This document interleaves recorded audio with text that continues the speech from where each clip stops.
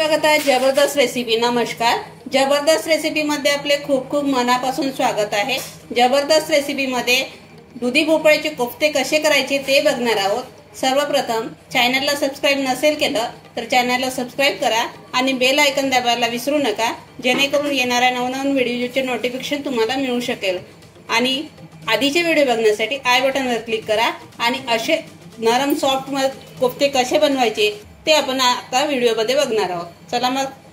दुधी भोपळ्याचे कोफ्ते बनवण्यासाठी साहित्य घेतलेले आहे। दुधी भोपळा घेतलेला आहे अर्धा किलो, कोथिंबीर घेतलेली आहे, जिरे पावडर आहे, धने पावडर आहे, तीळ आहे, मीठ आहे। इथे मी आलं लसण आणि मिरचीचा ठेचा करून घेतलेला आहे, काळी मिरी पावडर आहे, ओवा आहे, हळद आहे आणि लाल तिखट आहे। आणि दुधी भोपळ्याची साल काढून घ्यायची, अशा प्रकारे पूर्ण साल काढून घ्यायची। हे बघा अशा प्रकारे ती मी साल काढून घेतलेली आहे पूर्ण। आता याला किसून घेऊ छान अशा प्रकारे।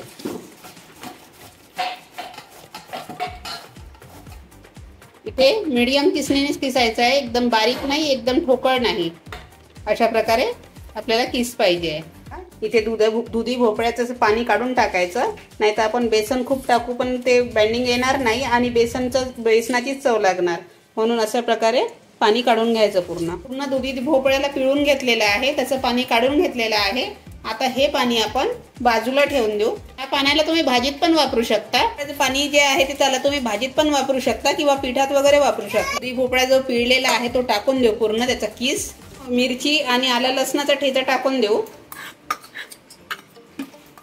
इथे ठेचाच करून टाकायचा, चव छान येते याची। तीळ टाकू 1 ते 1.5 चम्मच, धने पावडर 1 चम्मच, जिरे पावडर 1 चम्मच, अर्धा चम्मच थोडंसं, कारण आपण हिरवी मिरची भरपूर वापरलेली आहे। पूड, त्याच्याने टेस्ट खूप छान येते काळी मिरी पूडनी। इथे ओवा टाकायचा आहे अर्धा चम्मच क्रश करून, अशा प्रकारे। कोथिंबीर टाकायची आहे कट करून। साहित्य आपण मिक्स करून घेऊ अशा प्रकारे। आता पूर्ण मिक्स करून घेतलेलं आहे। इथे आपण मीठ टाकलेलं नाही, आता मीठ टाकून देऊ। हे चवीनुसार मीठ टाकायचं आहे, छान मिक्स करून घ्यायचं मिठामुळे। आता आपल्याला पाणी किती सुटते हे समजेल आपण जेव्हा आता मीठ टाकलं आहे तर। जर आपण नंतर टाकू तर आपल्याला कळणार नाही की बेसन किती मिक्स करायचं, त्यासाठी ह्या स्टेजवरच मीठ मिक्स करायचं।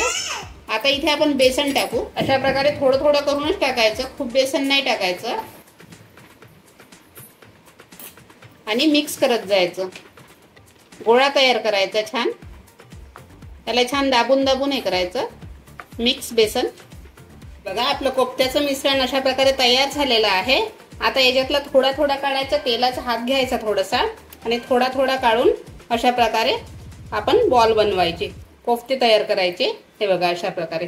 हे थोडं कसं आपलं बेसन असल्यामुळे चिपकतं हे, पण अशा प्रकारे बॉल बनवायचे, बिलकुल हलक्या हाताने, बिलकुल दाबायचं नाही याला। अशाच प्रकारे सगळे बॉल बनवून घेऊ।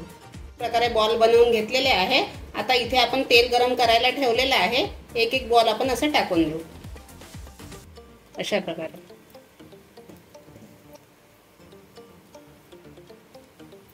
अशा प्रकारे आपण टाकून दिलेले आहे। तेल हाय फ्लेमवर ठेवायचं जेव्हा आपण टाकतो तेव्हा, त्यानंतर पलटवून घ्यायचं। त्यानंतर गॅस कमी करून घ्यायची, म्हणजे ते आतून पण छान शेकतील। अशा प्रकारे आपले हे मस्त असे कोफ्ते तयार झालेले आहे। आता याला आपण बाहेर काढून घेऊ। अशा प्रकारे आपले कोफ्ते इतके सुंदर तयार झालेले आहे। मी तुम्हाला एक फोडून दाखवते। हे बघा किती मस्त वाफ पण निघत आहे, मस्त असे शिजलेले आहे, खूप सुंदर झालेले आहे। ग्रेव्ही बनवण्यासाठी इथे आपण कढई ठेवलेली आहे गॅसवर, तेल टाकलेलं आहे कढईमध्ये 3 चम्मच झालेलं आहे। थोडासा जिरं टाकून देऊ आपण।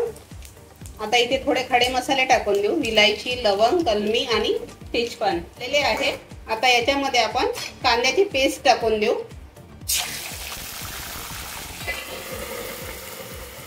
त्याबरोबर आपले कांद्याचं तेल उडते म्हणून आपण इथे ताट ठेवलेली होती आपल्या अंगावर न उडण्यासाठी। हे बघा आता काही उडत नाही, आता काढून घ्यायची आणि छान हे लालसर होईपर्यंत भाजून घ्यायचे। कांद्याचा रंग आपला लालसर झालेला आहे छान। आता इथे आपण आलं लसण टाकून देऊ, 1 चम्मच आलं लसण घेतलेलं आहे, पेस्ट आहे। पेस्ट तयारच असते आमची, त्याचा व्हिडिओ पण आहे आपल्या चॅनलवर, तो जाऊन बघून घ्यायचा। हे बघा अशा प्रकारे आलं लसणाची पेस्ट पण छान भाजून घ्यायची। इथे आपण मसाले काढलेले आहे, लाल तिखट, अर्धा चम्मच हळद, धना पावडर, जिरे पावडर आणि मीठ ते टाकून देऊ, मिक्स करून घेऊ आणि थोडा वेळ झाकून शिजवू देऊ याला, म्हणजे टमाटरचा कच्चा जो हे राहते कच्चेपणा तो निघून जाते। बघा अशा प्रकारे छान मिक्स करून घेतलेलं आहे आपण। आता याला झाकून ठेवू। 2 मिनिटं झालेले आहे, ग्रेव्ही छान शिजत आहे। हे बघा मस्त अशी ग्रेव्ही शिजत आहे।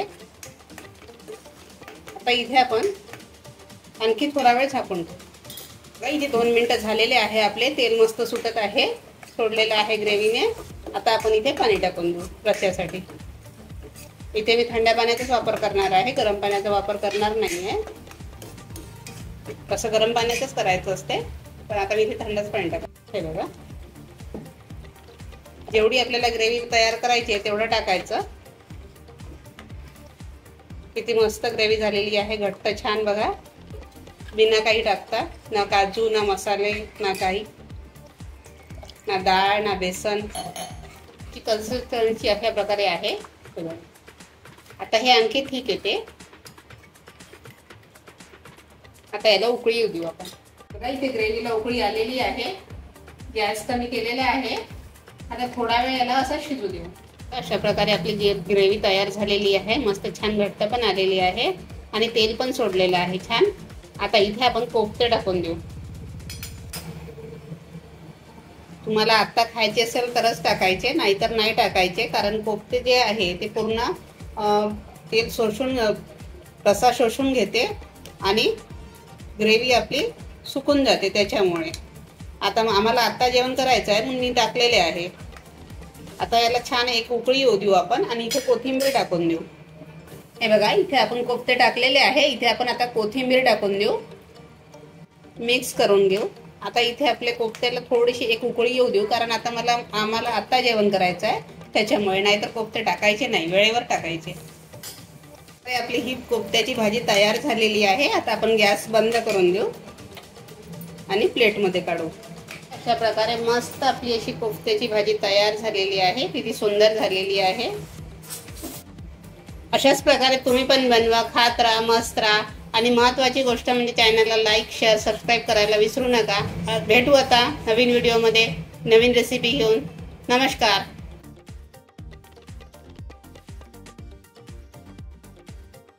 आमची रेसिपी आवडली असेल तर आमच्या जबरदस्त रेसिपी या चॅनलला लाईक करा, जास्तीत जास्त शेअर करा, सबस्क्राईब करा, बेल आयकन दाबा, जेणेकरून येणाऱ्या नवनवीन व्हिडिओचे नोटिफिकेशन तुम्हाला मिळू शकेल। आम्हाला दिलेल्या प्रतिसादाबद्दल धन्यवाद। तसेच आमचे नवनवीन व्हिडिओ बघत राहा। नमस्कार।